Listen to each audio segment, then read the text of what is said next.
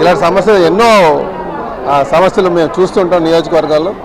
అది నాయకుడికి శాసనసభ్యుడికి మధ్యన గొడవలు కావచ్చు, కింద స్థాయి నాయకత్వానికి నాయకుల మధ్యన గొడవలు కావచ్చు, లేకపోతే వాళ్ళు విధానపరమైనటువంటి నిర్ణయాల మీద కొంచెం వ్యతిరేకిస్తుంటారు, అలాగే కొంత నాయకుడి యొక్క తీరు మీద వ్యతిరేకిస్తుంటారు. ఇలా ఈ సమస్యలు చాలా ఉన్నాయి.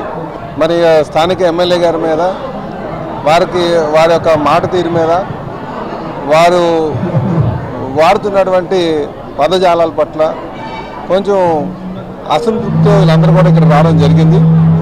అయితే అందరితో పిలిచి అసలు వాస్తవం ఏంటి అన్నది తెలుసుకోవడానికే మరి ఈరోజు ఇక్కడ ఉండడం జరిగిందని చెప్పి తెలియజేస్తున్నాం. ఏదేమైనప్పటికీ కూడా ఎవరైనా సరే పార్టీ నియమావళి దాటితే మాత్రం వాళ్ళ మీద క్రమశిక్షణ చర్యలు ఉంటాయి. ఎవరైనా సరే పార్టీ సిద్ధాంతాలకు అనుగుణంగా, నియమావళికి అనుగుణంగా నడుచుకోవాల్సిన అవసరం ఉందని చెప్పి ఈ సందర్భంగా తెలియజేస్తున్నాం.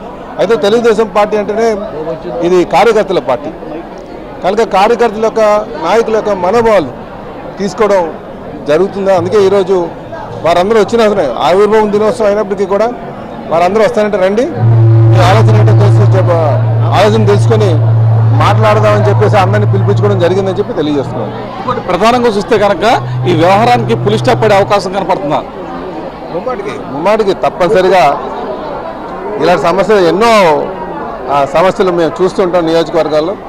అది నాయకుడికి శాసనసభ్యుడికి మధ్యన గొడవలు కావచ్చు, కింద స్థాయి నాయకత్వానికి నాయకుల మధ్యన గొడవలు కావచ్చు, లేకపోతే వాళ్ళు విధానపరమైనటువంటి నిర్ణయాల మీద కొంచెం వ్యతిరేకిస్తుంటారు, అలాగే కొంత నాయకుడి యొక్క తీరు మీద వ్యతిరేకిస్తుంటారు. ఇలా ఈ సమస్యలు చాలా ఉన్నాయి.